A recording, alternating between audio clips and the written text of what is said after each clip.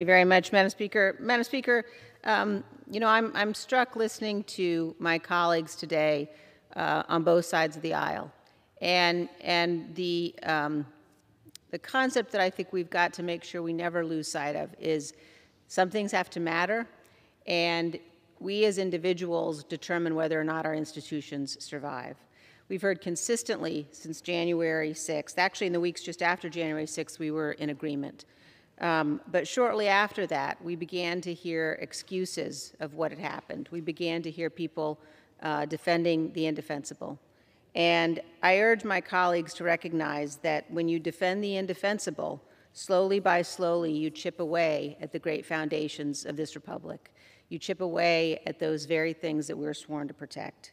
This bill is an excellent bill. This bill is a bill that will help to protect the rule of law. This bill is a bill that will help to ensure that future elections cannot be stolen. This bill will ensure that in the future, the United States Congress is very clear that we have a very limited number of objections that can be made, if any can be made at all, and those are strictly limited to those outlined in the Constitution. This bill is a very important and crucial bill to ensure that what happened on January 6th never happens again.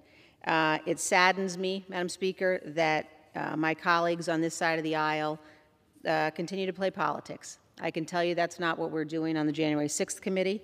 My colleagues ought to watch the hearings in the January 6th committee.